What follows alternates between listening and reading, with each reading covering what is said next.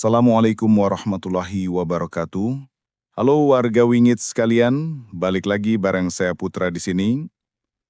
Gimana kabar kalian? Semoga kalian sehat selalu ya. Coba kalian komen jam berapa kalian nonton video ini dan dari mana saja asalnya. Dan ya, seperti biasa, malam ini aku mau bawain sebuah cerita horor yang bisa saja bikin kalian merinding atau malah overthinking.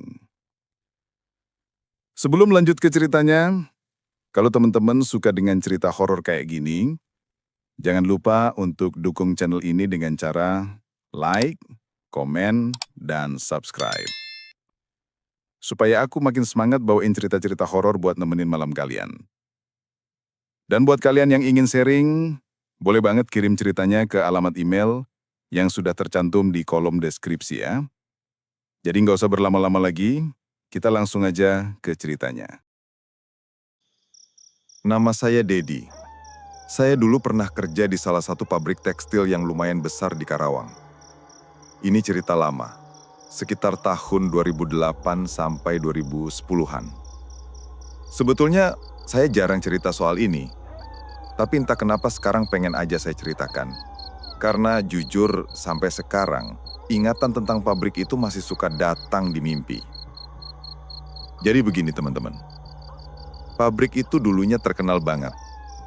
Bangunannya luas, pagar tingginya hampir 2 kali lipat orang dewasa, dan di dalamnya ada deretan mesin-mesin tekstil yang suaranya bising banget kalau siang. Kalau baru pertama kali masuk, yang kerasa itu bau khas kain baru dicelup, panas dan hawa yang padat.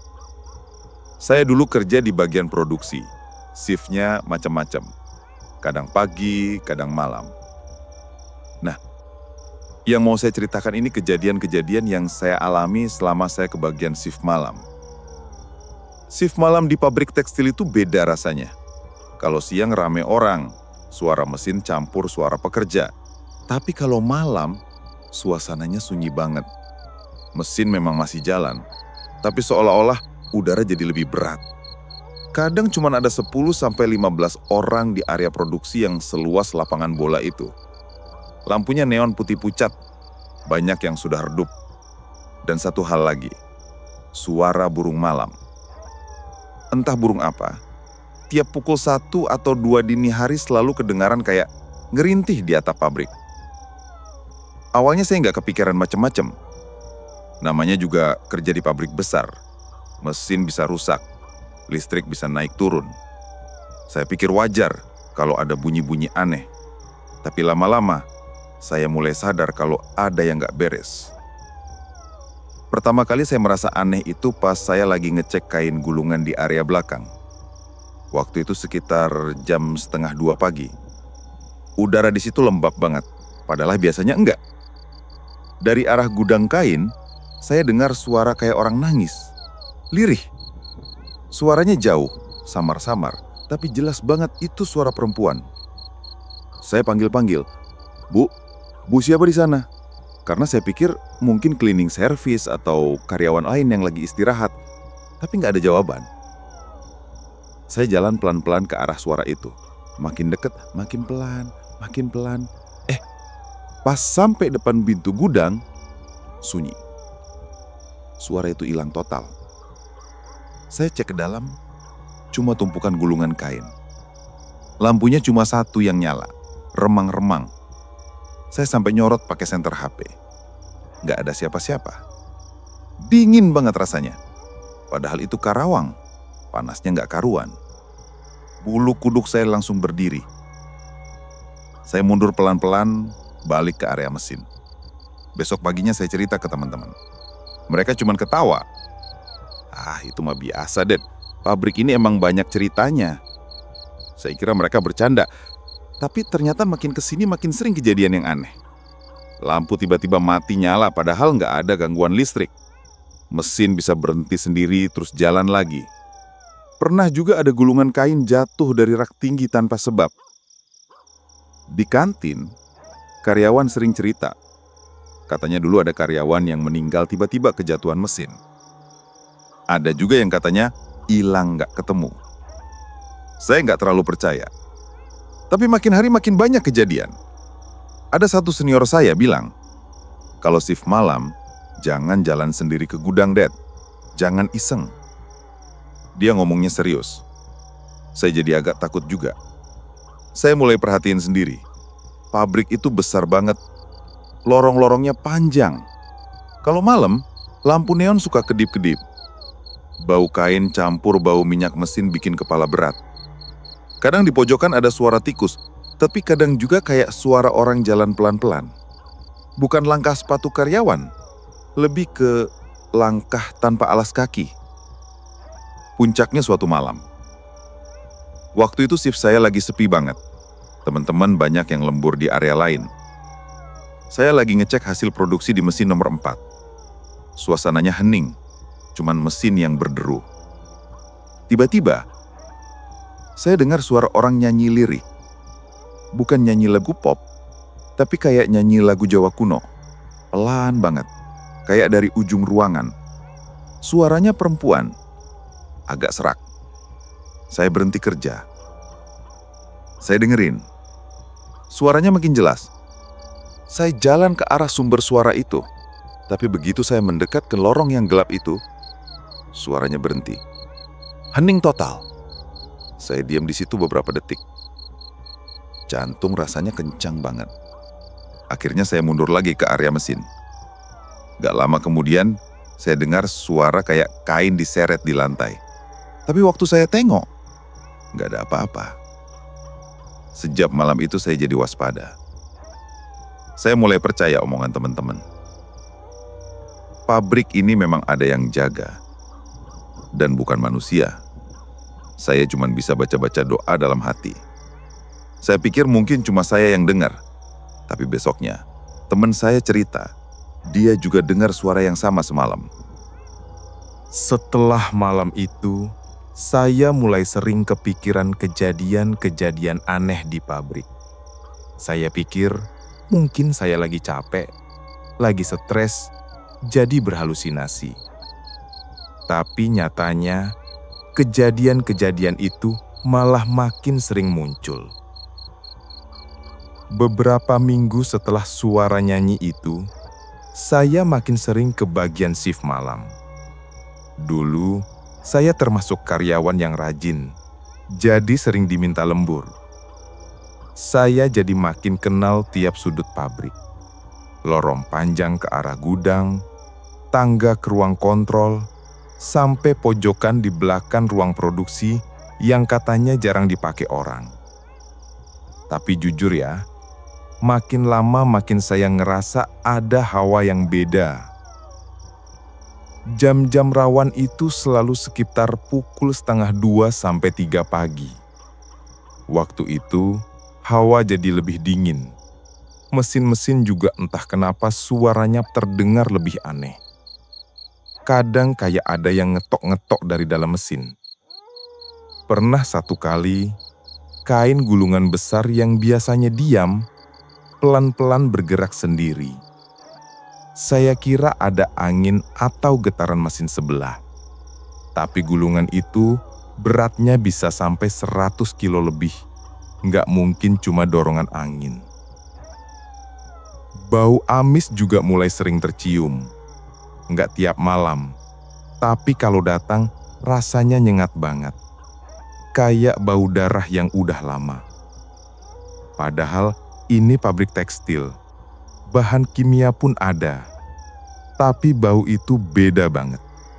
Saya sampai nutup hidung pakai masker ganda. Suatu malam, teman saya yang biasa shift sama saya, namanya Bang Asep. Orangnya senior, udah kerja belasan tahun di situ. Dia orangnya cuek, nggak percaya mistis. Nah, malam itu kita lagi sama-sama ngecek area belakang. Tiba-tiba dia berhenti kerja, mukanya pucat, terus jatuh pingsan. Tapi sebelum pingsan, dia sempat teriak kencang. "Jangan ambil aku, Bu! Jangan ambil aku!" Nadanya kayak orang ketakutan banget. Kita semua kaget. Saya sama teman-teman buru-buru nolong dia bawa ke klinik pabrik. Setelah sadar, dia cuma bilang lupa semuanya. Tapi wajahnya masih pucat dan badannya gemeter. Sejak kejadian itu, karyawan makin pada was-was. Di kantin, mereka mulai cerita lebih blak-blakan. Ada yang bilang pabrik ini dulu memang sering minta tumbal tiap mau produksi massal. Katanya itu alasan kenapa kecelakaan kerja sering terjadi di jam-jam tertentu. HRD sama manajemen kayak tutup mata. Saya cuma diam dengar cerita itu. Rasanya ngeri banget. Yang bikin tambah nggak enak, ada satu ruangan di pabrik itu yang dari dulu dilarang keras dimasuki. Lokasinya di bawah, pintunya besi, dekat tangga ke ruang kontrol. Katanya itu ruang bawah tanah bekas gudang lama. Ada tanda peringatan dilarang masuk, gede banget. Waktu saya tanya ke mandor, jawabannya cuma itu ruangan kosong, nggak dipakai lagi. Tapi anehnya, tiap lewat situ, hawa rasanya dingin banget. Malam berikutnya, saya harus lewat dekat situ karena ada bahan yang harus dipindahkan. Saya bawa troli sendiri. Lorongnya sepi, lampunya redup, cuma suara troli yang berdecit. Pas saya sampai dekat pintu besi itu, saya melihat sesuatu. Sekilas aja, cuma beberapa detik. Ada bayangan merah lewat di depan pintu. Bentuknya kayak perempuan jalan cepat. Rambutnya panjang banget sampai hampir nyapu lantai. Bayangan itu bukan bayangan lampu atau pantulan lampu. Rasanya nyata banget.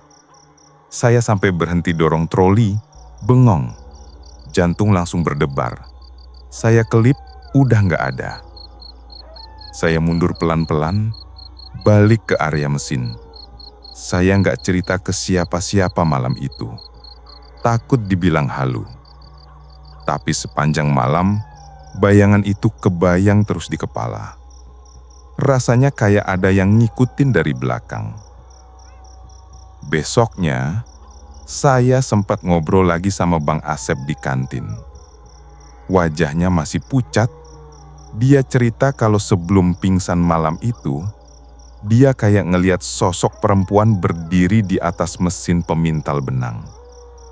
Baju merahnya lusuh, rambutnya panjang banget nutupin wajah.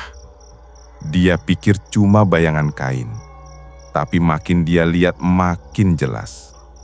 Itu yang bikin dia pingsan. Saya dengar cerita itu langsung merinding. Karena itu persis kayak bayangan yang saya lihat lewat pintu besi itu. Bedanya, dia lihat jelas berdiri di atas mesin. Saya cuma lihat sekilas lewat lorong.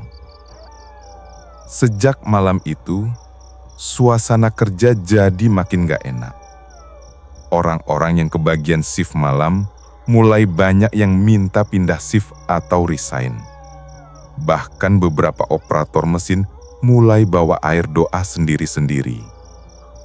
Mandor juga jadi lebih sering patroli. Tapi kalau udah jam-jam rawan, mereka jarang mendekat ke ruang bawah tanah itu. Saya pun jadi mulai jaga-jaga. Saya selalu baca doa sebelum masuk. Saya juga berusaha nggak lewat lorong itu sendirian. Tapi gangguan kecil tetap ada. Lampu neon kedip-kedip sendiri, bau amis datang dan hilang. Kadang-kadang ada suara langkah kaki di belakang, padahal nggak ada orang. Dan sejak saya lihat bayangan merah itu, rasanya seperti ada sesuatu yang mengintai dari sudut-sudut pabrik setiap kali saya kerja malam. Setelah kejadian-kejadian itu, saya jadi orang yang paling sering merenung di kantin pabrik. Setiap malam sebelum mulai shift, Saya suka duduk dulu sambil ngerokok, lihat karyawan lain yang wajahnya udah pucet-pucet, kayak nggak tidur. Rasanya pabrik itu udah nggak sama lagi. Gangguan-gangguan yang tadinya cuma berupa suara dan bau, sekarang terasa makin dekat. Saya udah hafal jamnya. Kalau udah lewat jam 1:30 pagi, pasti ada yang aneh. Pernah suatu malam, mesin tekstil besar di sebelah tempat saya kerja, yang biasanya off karena lagi maintenance, tiba-tiba hidup sendiri. Tombolnya masih posisi mati, tapi mesinnya muter pelan-pelan. Kayak ada yang nyalain dari dalam. Suaranya berat, kayak orang ngeluh. Saya lari ke panel listrik, ngecek, tapi nggak ada gangguan. Teman saya yang kebetulan lewat juga lihat. Dia langsung kabur ke kantin. Saya diam di situ, cuma bisa baca doa. Mesin itu berhenti lagi sendiri setelah beberapa menit. Padahal berat banget itu mesinnya, nggak mungkin jalan tanpa listrik. Suara langkah kaki di atap juga makin sering. Dulu mungkin saya pikir itu tikus atau kucing liar, tapi langkahnya berat seperti orang dewasa. Kadang bunyinya lari-lari, kadang kayak lompat. Tiap bunyi itu muncul, hawa jadi dingin. Bau anyir ikut muncul. Saya mulai nyari tahu ke karyawan yang udah lama kerja di situ. Ada satu bapak-bapak namanya Pak Anto. Dia dulunya teknisi senior. Saya tanya baik-baik, "Pak, sebenarnya pabrik ini kenapa sih? Kok tiap malam selalu ada yang aneh?" Dia sempat diam lama, terus jawab pelan, "Dedi, kau jangan cerita ke siapa-siapa. Dulu waktu pabrik ini baru buka, tiap mau produksi massal, selalu ada kecelakaan kerja. Ada yang kejatuhan mesin, ada yang kesetrum. Lama-lama orang bilang ini pabrik minta tumbal. Aku nggak tahu benar tidaknya. Tapi aku sendiri pernah lihat ritual aneh di ruang bawah tanah. Dulu pemilik lama sering turun ke situ bawa kembang dan kain merah. Sejak itu, gangguan makin sering terjadi. Tapi yang tahu ya orang-orang lama aja." Saya mendengar cerita itu merinding. Jadi selama ini gosip-gosip yang saya dengar di kantin bukan cuma omongan kosong. Ada ritual beneran di ruang bawah tanah. Dan ruangan itu kan yang dilarang masuk itu. Sejak dengar cerita Pak Anto, saya jadi makin sensitif. Saya jadi gampang mimpi buruk. Mimpi itu selalu sama. Saya lagi jalan di lorong pabrik malam-malam. Lampu remang, mesin-mesin diam. Tiba-tiba dari ujung lorong muncul perempuan berbaju merah. Rambutnya panjang, mukanya pucat. Dia nggak jalan, tapi seperti melayang. Saya selalu terbangun dengan keringat dingin. Besoknya setelah mimpi itu, saya datang ke pabrik. Di dekat meja saya kerja, ada bercak merah kecil kayak darah kering. Saya tanya ke teman. Mereka bilang, "Nggak tahu itu apa." Saya lap pakai tisu, baunya anyir. Karyawan juga makin sering resign.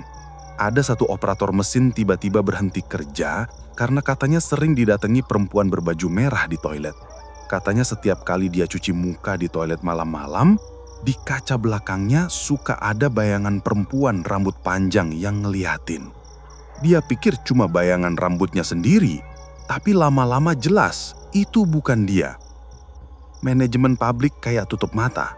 HRD cuma bilang itu semua sugesti. Pabrik lagi sepi jadi pikiran kemana-mana.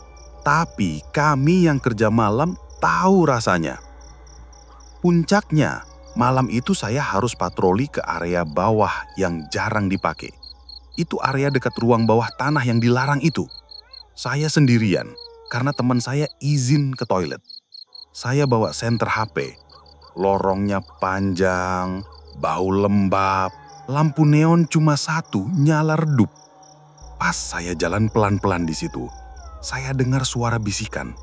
Suaranya perempuan, pelan banget, kayak orang bicara dari dalam tembok. Saya berhenti, bisikannya makin jelas. Ini tempatku. Ini tempatku. Saya merinding dari ujung kaki sampai kepala. Saya coba mundur, tapi langkah saya berat banget kayak lagi jalan di air. Senter HP saya kedip-kedip sendiri. Dari pintu besi ruang bawah tanah itu, hawa dingin keluar. Saya sempat lihat sekilas ada kain merah di lantai, padahal kemarin gak ada. Saya mundur pelan-pelan sambil baca doa. Begitu saya udah agak jauh dari pintu itu, bisikan hilang. Hawa dingin juga hilang. Saya balik ke area mesin dengan napas ngos-ngosan. Teman saya nanya, kenapa pucat? Saya cuma bilang, enggak apa-apa. Dalam hati saya tahu, ada sesuatu yang tinggal di ruang bawah tanah itu. Sesuatu yang bukan manusia. Sejak malam itu saya makin yakin, gangguan ini bukan halu, bukan sugesti. Ini nyata. Dan saya baru mulai menyadari, yang kita lihat baru bayangan. Sosok aslinya mungkin lebih mengerikan. Aku masih jelas ingat. Malam itu terasa berbeda dari biasanya. Udara di dalam pabrik begitu pengap, lebih pengap dari biasanya. Bau menyengat seperti besi berkarat bercampur amis darah kadang tercium samar-samar. Padahal tak ada yang sedang bekerja dengan bahan seperti itu. Beberapa rekan sudah mulai resah, dan aku pribadi merasa malam itu adalah malam yang tidak baik. Shift malam berjalan normal hingga jam 11. Kami bekerja dengan cepat, mengoperasikan mesin-mesin besar yang biasa menghasilkan produksi massal. Tapi semakin mendekati tengah malam, gangguan demi gangguan muncul. Dan kali ini terasa jauh lebih masif dibanding sebelumnya. Tepat jam 11:15, mesin pres baja yang biasanya memerlukan 3 orang untuk mengoperasikannya, tiba-tiba berfungsi sendiri. Suara gedebuk-gedebuk dari alat itu bikin semua pekerja berhenti sejenak. Kami saling pandang. Salah satu mandor berusaha menghentikan mesin itu dengan tombol darurat. Tapi anehnya, tombol itu macet, sama sekali tidak bisa ditekan. Yang bikin tambah merinding, di dekat mesin itu terlihat ada bercak merah menetes ke lantai, seperti darah segar. Salah satu temanku, Heru, dengan wajah pucat bilang pelan, "Bro, itu darah siapa?" Belum selesai kami mencerna kejadian mesin, dari arah gudang penyimpanan yang sudah lama kosong terdengar suara teriakan melengking. Suara wanita, panjang, pedih, seperti orang disiksa. Semua pekerja otomatis menoleh ke arah itu. Gudang tersebut sebetulnya sudah disegel. Tidak pernah dipakai lagi sejak ada pekerja yang tewas kecelakaan kerja di sana beberapa tahun lalu. Teriakan itu tidak berhenti. Ia berubah jadi tangisan, lalu tiba-tiba sunyi. Sunyi sekali, sampai-sampai detak jantung sendiri bisa terdengar di telinga. Mandor kami, Pak Rahman, mencoba memberanikan diri mendekat, ditemani 2 pekerja lain. Tapi mereka hanya berani sampai di pintu gudang. Begitu gagang pintu disentuh, pintu bergetar hebat, seperti ada yang menendang-nendang dari dalam. Kami semua langsung mundur serentak.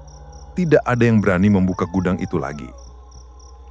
Sekitar jam 1 dini hari, beberapa pekerja yang bertugas di bagian kren melihat sesuatu yang membuat mereka berteriak histeris. Katanya ada sosok wanita berbaju merah, rambutnya panjang menutupi wajah, berdiri di atas kren yang tingginya hampir 10 meter. Bayangkan saja, kren itu hanya bisa dinaiki lewat tangga besi khusus. Tidak mungkin ada orang bisa naik tanpa terlihat. Sosok itu berdiri diam, lalu perlahan menggerakkan kepalanya, menoleh ke bawah, ke arah kami semua. Dari bawah, kami bisa lihat matanya menyala merah menyala. Seisi pabrik panik. Ada yang langsung keluar lari, ada juga yang pingsan di tempat. Gangguan makin menjadi-jadi.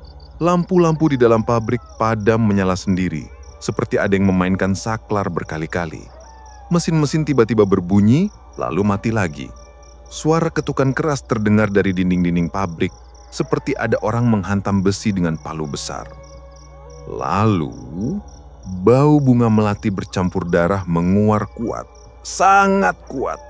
Dan bersamaan dengan itu, suara tawa melengking terdengar menggema. Itu bukan tawa manusia.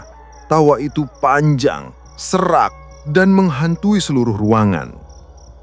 Aku pribadi sudah tidak tahan. Tanganku gemetar, kaki rasanya berat sekali untuk melangkah.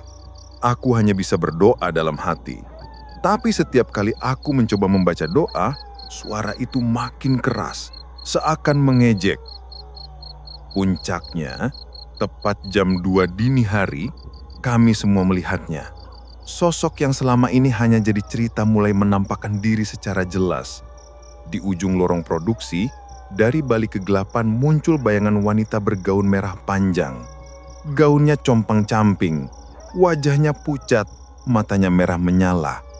Tangannya panjang dengan kuku-kuku hitam.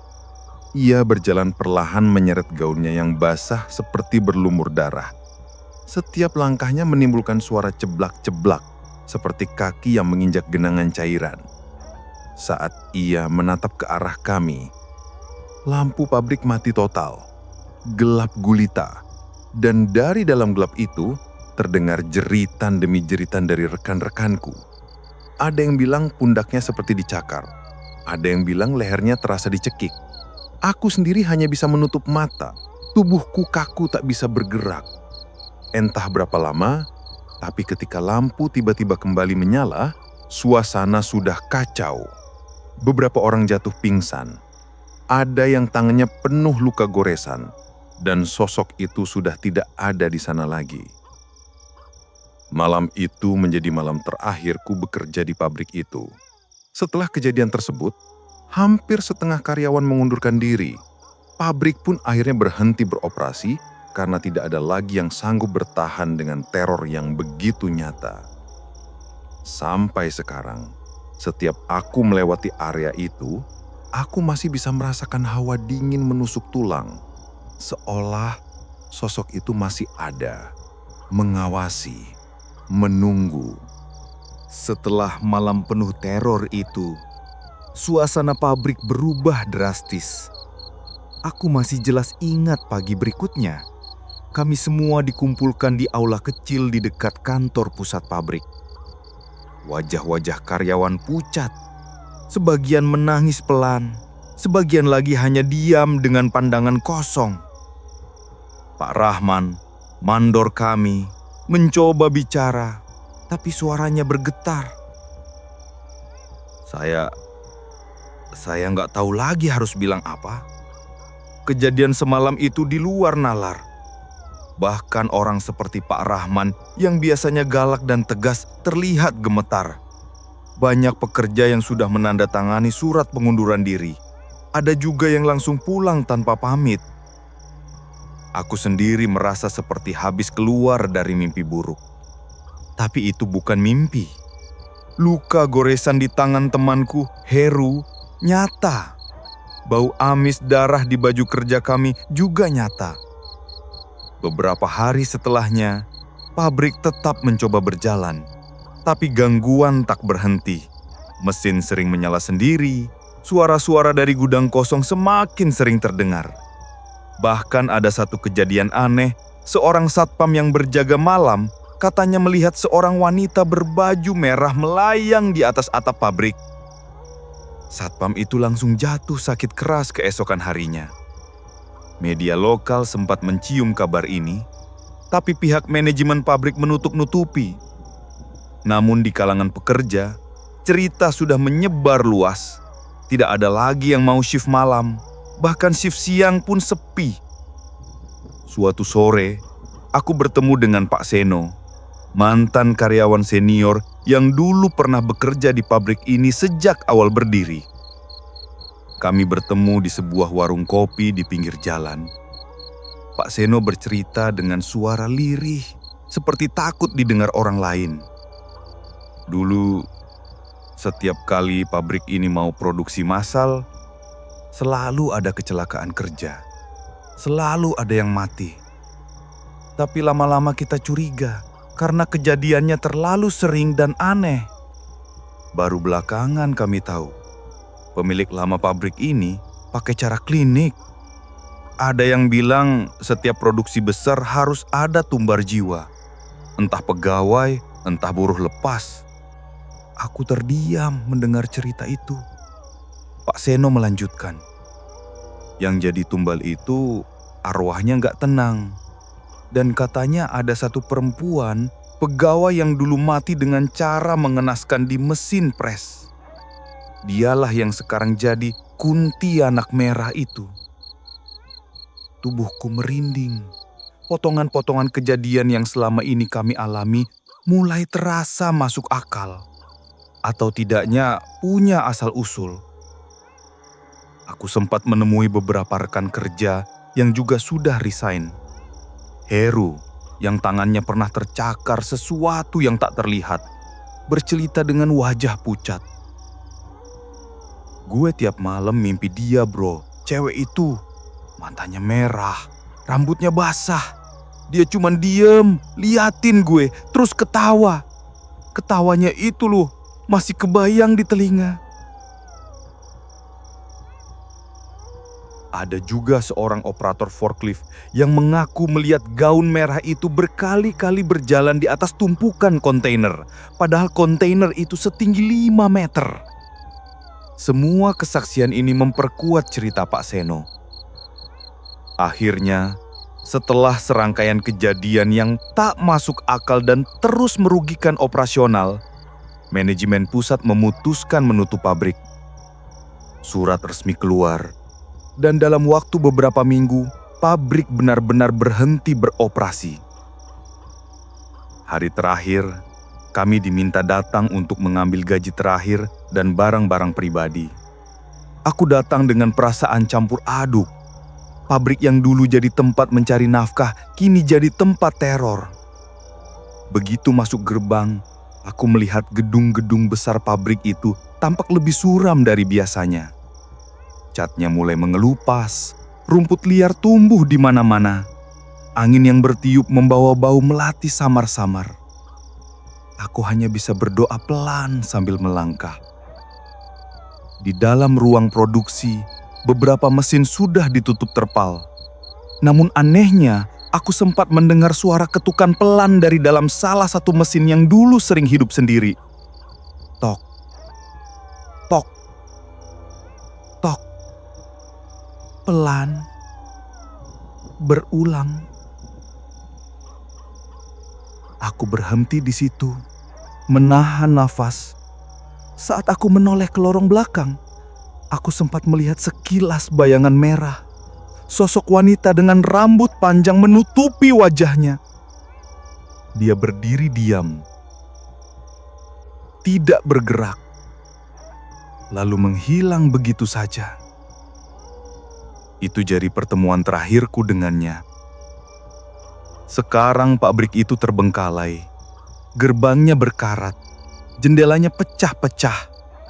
Warga sekitar jarang lewat situ malam-malam. Katanya kadang terdengar suara mesin yang hidup sendiri dari dalam, padahal listriknya sudah lama diputus. Ada juga yang mengaku melihat wanita berbaju merah duduk di atap pabrik, menatap jalan raya. Aku sendiri sampai sekarang selalu merinding kalau melewati tempat itu. Kadang aku merasa seperti ada yang mengikutiku dari kejauhan. Bau melati samar muncul begitu saja di dalam mobilku. Dan di cermin spion, kadang aku merasa melihat sekelebat rambut panjang, padahal tidak ada siapa-siapa. Aku bercerita ini bukan untuk menakut-nakuti. Aku cuman ingin orang tahu bahwa kejadian ini nyata. Bahwa ada tempat-tempat di dunia ini yang menyimpan luka dan amarah yang tidak pernah terobati. Mungkin arwah Kuntilanak merah itu hanyalah korban. Korban dari keserakahan manusia yang menjadikan nyawa sebagai tumbal untuk keuntungan.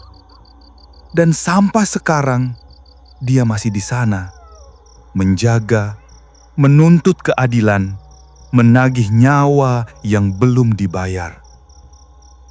Jadi kalau kau lewat kawasan industri Karawang larut malam, dan mencium bau melati yang aneh bercampur amis darah. Jangan coba-coba menoleh ke arah pabrik tua itu. Karena siapa tahu, dia sedang berdiri di sana, memandangmu, menunggumu. Gimana warga bengit sekalian ceritanya? Coba kalian komen di bawah. Apakah cerita ini cukup membuat kalian terhibur atau malah bikin kalian takut? Dan sekian cerita untuk kali ini. Semoga kalian terhibur dan mendapatkan sisi positif dari setiap cerita yang aku bawakan. Sampai jumpa di cerita lainnya bersama saya, Putra. Wassalamualaikum warahmatullahi wabarakatuh.